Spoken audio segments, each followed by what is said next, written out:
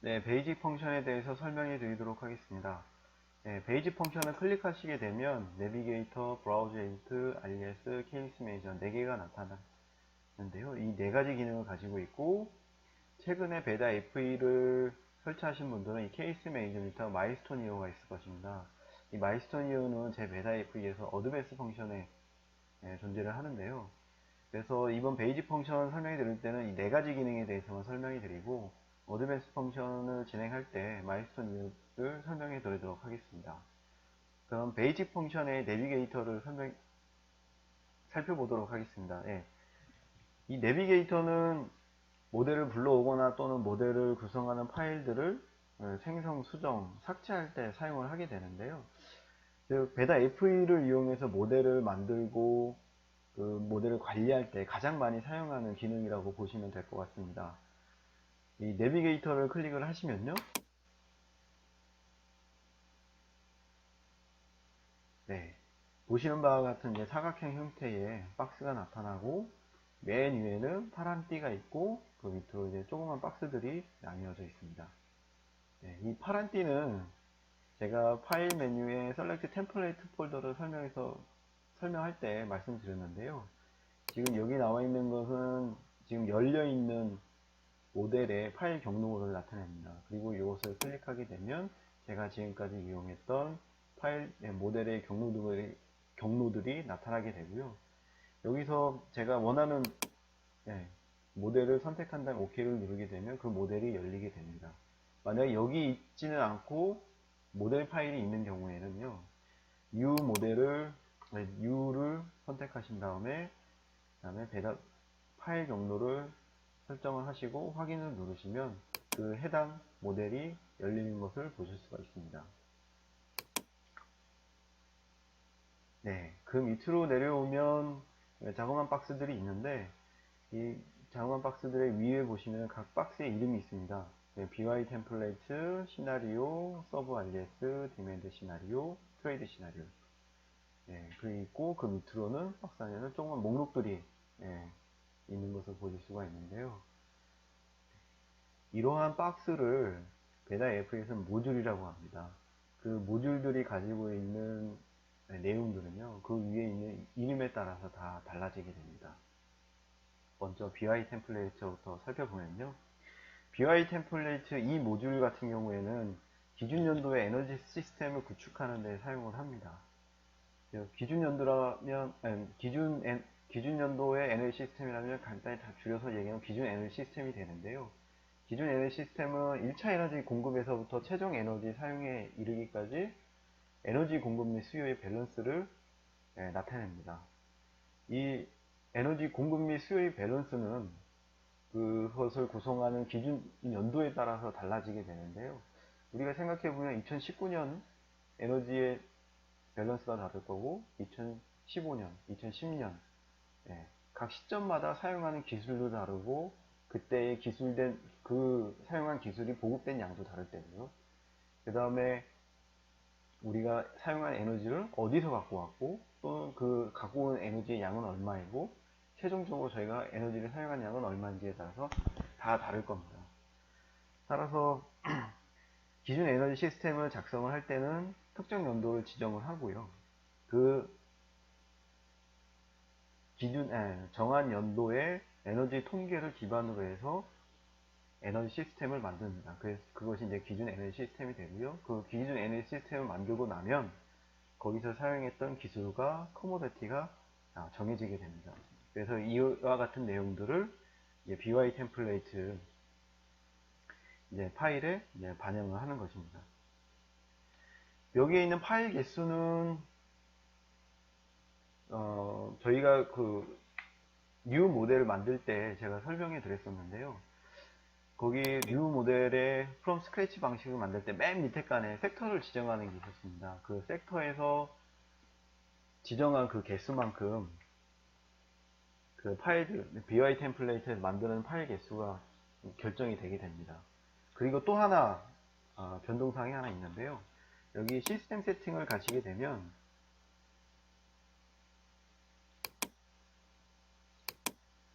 여기 북 네임이 있습니다. 이 북 네임을 보시게 되면 여기 동일한 걸 보실 수가 있죠. 네. 만약에 여기 북네임을 제가 또 다른 이름을 갖다 쓰게 되면 여기 그 이름에 맞춰서 또 5개가 열리게 됩니다. 즉 북네임이 2개고 제가 섹터를 5개를 만들었으면은 총 10개의 파일이 열리게 되는 거죠. 네. 근데 저희가 일반적으로는 이 북네임을 하나만 쓰기 때문에 통상적으로 저희 섹터를 구분한 그 개수대로 파일이 만들어지게 됩니다. 그래서 그 다음 이제 시나리오 모듈을 살펴볼 텐데요. 시나리오 모듈 같은 경우에는 BI 템플레이트에서 정의한 정보를 수정하거나 또는 거기서 입력하지 않은 정보를 새롭게 입력할 때 사용을 하게 됩니다. 이 BI 템플레이트에서 제가 석탄 화력 발전소의 효율을 만약에 38%로 정의했다. 근데 그것을 뭐 2040년에 40%로 변경한다. 네, 그럴 때 이제 시나리오 모듈에 있는 파일을 이용을 하게 되고요. 뭐 효율값뿐만 아니라 저희가 신재생 에너지 비중 같은 거 지금 이슈화 되지 않습니까? 그거 같은 경우에 뭐 2040년에 30% 이상, 뭐 35% 이상 그런 것들을 설정을 할 때 여기에 나와 있는 시나리오 모듈에서 반영할 수 있습니다. 그렇기 때문에 이 시나리오 이 모듈이 있기 때문에 미래의 변화를 반영한 이제 분석이 가능하게 되고요. 지금 아까 전에 제가 BY 템플릿에서 그러한 정보를 수정하고 새롭게 또 입력한다고 했을 때 그 새롭게 입력한다는 게 기술이나 커모디티를 얘기하는 게 아니라 그 파라미터 값, 즉 아까 전에 말씀드렸던 효율 값들을 제가 입력하지 않았는데 새롭게 여기서 입력할 때 그럴 경우에 이제 여기서 입력하는 거고요. 기술이나 제 커모디티 같은 경우에는 BY 템플릿이나 또 앞으로 설명할 서브 RES에서만 정의가 가능합니다. 예, 그 점 꼭 알아두셨으면 하고요. 그 다음에 서브 RES를 보면은 서브 RES에 들어가는 내용은 BY 템플릿에서 정의하지 않는 새로운 기술이나 커모디티를 정의할 때 사용합니다.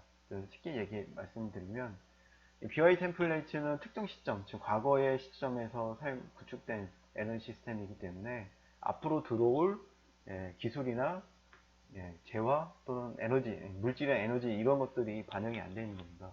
그래서 앞으로 미래에 들어올 그러한 기술이나 커모디티를 정의할 때 서브 알리에서 정의를 하게 되고요.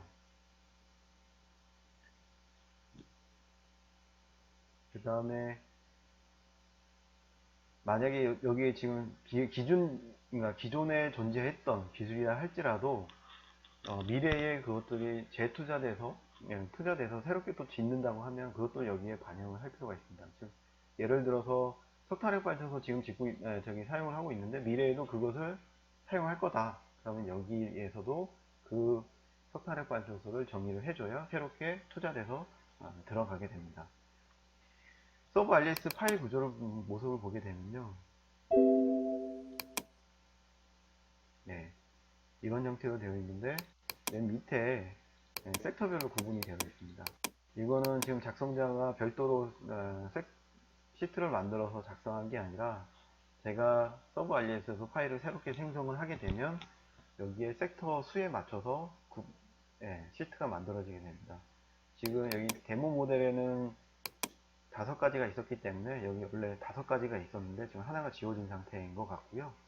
그리고 처음에 만들 때 여기 지금 섹터가 뭐 5개 있는데 불필요하다. 그럼 전부 다 지워져서 무방합니다. 네. 무방하고 거기에 이제 각 시트별로는 기술 들어가 있고요. 그 다음에 커모디티 들어가 있고 그 다음에 거기에 특성치를 다 한꺼번에 정의를 하도록 되어 있습니다. 네. 그 다음에는 디맨드 시나리오를 말씀드리면 디맨드 시나리오 같은 경우에는 이제 수요값, 디맨드 값을 정의할 때 사용을 하게 됩니다. 여기서 디맨드라 하면 최종 에너지 서비스를 나타내는데요. 우리가 흔히 말하는 뭐 석탄이나 전력 이런 에너지를 나타내는 게 아니라 그 에너지를 써서 생산해내는 것, 즉 난방이나 냉방 또는 산업 부분 같은 경우 제품 이런 것들이 이제 해당이 됩니다. 이 모듈에서 사용하는 것들은 어떻게 정의가 되냐면요.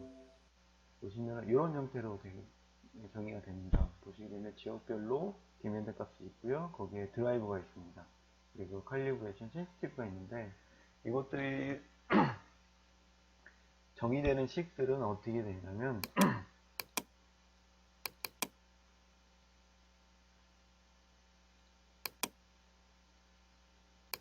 네, 여기 나와 있는 식처럼 정의가 됩니다. 그래서 여기 드라이버는 여기 들어가 있고요. 여기 t-1은 전년도가 되고 t는 바로 지금 연도가 되는 거고요. 칼리브레이션, 컨스탄스 여기에 정의된 값들이 여기 들어가게 되고 센시티브에도 여기 정의된 값들이 들어가게 됩니다. 요 값들은 그 같은 파일 아래에 시리즈라는 데가 있는데요. 콘스탄트가 있고 시리즈 0.5가 있습니다. 그래서 여기에 들어가 있는 1.0, 0.5 값들이 여기에 각각 들어가게 되고요. 그것들을 정의해 준 게 여기 있습니다. 네, 여기에 들어가게 되고 그 다음에 각각 디맨드 값이 지금의 디맨드 값은 전년도 디맨드 값에 의해서 결정이 되는 구조로 되어 있는데요. 네, 근데 배다 FE에서 굳이 이 식을 써서 전망치를 그러니까 수요값을 정하지 않으셔도 상관없습니다. 개별적으로 입력이 가능하고요. 그리고 또 이거 외에도 여기 엑셀 기반이 되기 때문에 엑셀 기반은 또 식을 작성이 가능하지 않습니까? 그래서 식을 작성을 해서 거기 들어가는 값들을 외부에 입력 테이블 바깥에다가 정의를 해놓은 다음에 입력하게 해도 됩니다. 네, 그런 방식으로 정의가 가능하기 때문에요. 또는 외부에서 아예 그냥 식을 자기가 작성을 해서 값을 노출한 다음에 연도별로 넣어도 상관은 없습니다. 네, 그런 방식이기 때문에 굳이 이것을 통해서 디맨드 값을 정할 필요는 없고요. 만약에 여기에 나와 있는 식을 나는 이용해 보고 싶다. 네, 그럴 경우에는 이제 디맨드 시나리오를 이용해서 하셔도 상관없습니다. 다음은 트레이드 시나리오인데요. 트레이드 시나리오를 사용하려면 기본적으로 지역을 2개 이상 설정을 해야 되고요. 그 다음에 그 2개의 지역이 서로 상호 간에 커모더티의 이동이 있어야 됩니다. 그럴 경우에만 이제 트레이드 시나리오를 사용할 수 있는데요. 여기서 정의하는 값들은 주로 이제 커모더티, 이동하는 그 커모더티의 종류와 그리고 그 커모더티의 양, 그리고 그것들이 이동하면서 들어가는 추가적인 비용, 그리고 그것들이 수출만 되는지 또는 수입만 되는지 양방향 수출이 가능한지 그런 것들을 정의를 하게 됩니다. 이 트레이드 시나리오는 앞으로 이제 모델링 하는 기법 제가 설명할 때 처음에 자세히 설명할 기회가 있기 때문에 이 정도 설명을 드리고요. 그 다음에 부가적인 내비게이터의 부가적인 기능을 설명을 드리면 일단 파일을 수정하면 어떻게 되는지 한번 보여드리겠습니다. 네. 일단 파일을 수정을 하게 되면 네. 여기서 하나 빠뜨렸는데 지금 파일 제가 어떻게 여셨는지 보셨죠? 네, 파일을 더블 클릭하시게 되면은 거기에 엑셀 파일이 열리게 됩니다. 네, 엑셀 파일이 열리게 되고 거기에 나와 있는 값을 하나 수정을 하게 되면 그리고 저장을 하시게 되면 여기서 아무 표시가 없는데요. 여기서 F5 새로 고침을 누르시게 되면 빨갛게 변하시는 걸 볼 수가 있습니다. 그래서 이렇게 지금 빨갛게 변한 것을 싱크 동기화 한다. 그래서 여기 싱크를 누르시게 되면 동기화가 진행이 됩니다. 여기 나와 있는 것들 태스크라고 나와 있죠. 지금 진행되는 것들을 지금 보여주고 있는 거고요.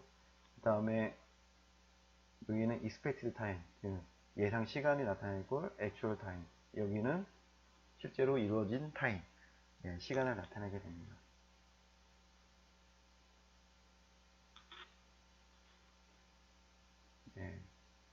배다 F에서 뭔가 하나를 실행하면 좀 시간이 많이 걸립니다. 그래서 되도록이면 저 파일 안 열고요. 웬만하면 실행 안 하면서 설명을 드리고 있습니다. 나중에 모델링 기법 설명할 때는 그때 파일 뭐 열고 수정하고 하는 것들 상세하게 보여드릴 예정입니다. 네.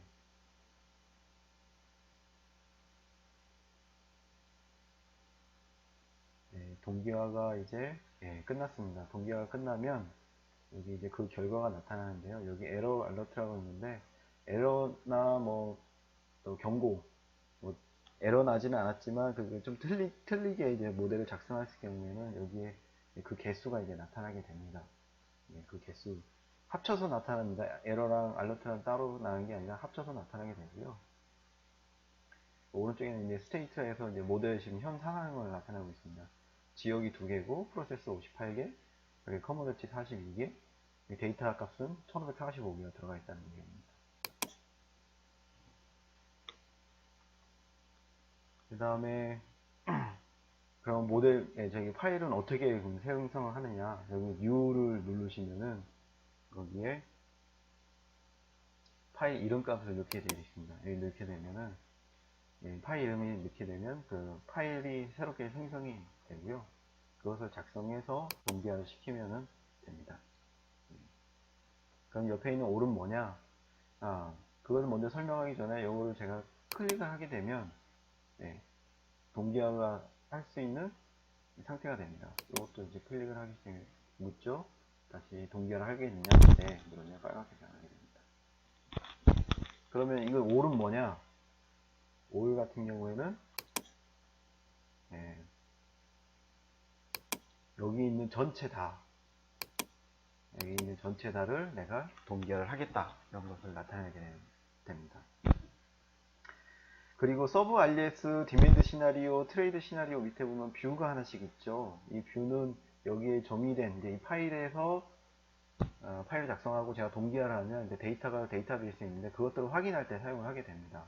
그래서 서브 RES에서 보시게 되면 이 파일명을 선택하셔서 보시면 여기에 섹터, 프로세스, 커머더티, 파라미터, 리미트 타입, 타임 슬라이스 이렇게 5가지가 나와 있는데요. 여기서 섹터를 선택하면 섹터별로 이제 프로세스와 커머더티가 다 구분이 됩니다. 여기서 이제 하나를 선택하셔서 여기 오른쪽 밑에 있죠. 브라우저 누르시게 되면 데이터베이스에 있는 값들이 나타나게 되고요. 이걸 더블 클릭하게 되면 해당 파일이 열리게 됩니다. 그래서 여기서 수정을 해서 저장을 한 다음에 수정을 할 수가 있는 거죠. 그리고 마지막 여기 옆에 보시게 되면 토글이 있는데요. 토글은 뭐냐면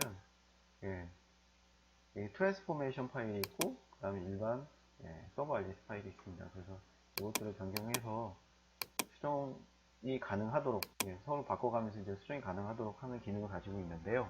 그럼 트랜스포메이션 파일이 뭐냐? 뭐 나중에 제가 시스템 세팅 파일 할 때 그때 테이블을 상세히 설명할 텐데 지금 간단히 설명해 드리게 되면 트랜스포메이션 파일은 데이터를 일시에 변경할 때 사용을 하게 됩니다. 즉 제가 여기서 효율값을 뭐 얼마만큼 지정을 했는데 그게 만약 발전 부분의 효율값을 여기에 정의된 값보다 2배를 제가 변경하고 싶다. 그럴 때 이제 여기 트랜스포메이션 파일을 이용하게 됩니다. 그리고 마지막으로 여기 밑에 보면은 색깔들 나와 있잖아요. 이 색깔 같은 경우에는 이 파일의 상태를 나타냅니다. 그래서 흰색이 나타내는 거예요. 흰색은 동기화가 되지 않았다. 그리고 여기 블루는 동기화가 끝났다. 그리고 빨간색은 동기화는 됐지만 지금 한번 수정을 했다. 또는 지금 동기화할 준비가 다 돼 있다. 수정할 준비가 돼 있다는 거죠. 싱크할 준비가 돼 있다는 거고, 노란색은 이걸 한번 더 누르면 삭제할 준비가 됐다. 삭제할 대상이 되는 거죠. 이 파일 상태가. 그리고 파일 미싱 같은 경우에는 뭐냐면 제가 여기서 파일을 삭제하지 않고 직접 가서 파일을 삭제한 다음에 파일 삭제하고 여기서 F5로 새로 고침을 하게 되면 검은색으로 변하게 됩니다. 그 파일이 딱. 근데 여기 파일을 여기 처음에 하시는 분들이 이제 좀 실수하시는 게 뭐냐면 파일을 삭제할 때 여기서 삭제하지 않고 그냥 여기서 삭제한 다음에 삭제하고 그냥 닫으시는 겁니다. 그럴 경우에는 삭제한 내용이 데이터베이스에 반영되지 않아서 데이터베이스가 파일이 커지고요. 또한 데이터베이스에 불필요한 정보들이 많이 쌓이게 되면 오류가 발생할 수 있는 확률이 높아지게 됩니다. 그렇기 때문에 굳이 여기 가셔서 윈도우 탐색기 가셔서 삭제하지 마시고 여기서 파일을 삭제하시기 바랍니다. 그리고 지금 하면서 하나 팁 한번 보셨을 텐데요. 여기에 해당되는 파일들을 보실 때는 여기 있는 그 이름을 클릭하시게 되면 각 폴더를 이용해서 파일들을 직접 보실 수가 있습니다. 내비게이터에 대한 내용은 여기서 마무리 짓고요. 그 다음 바로 브라우저 에디터로 넘어가도록 하겠습니다.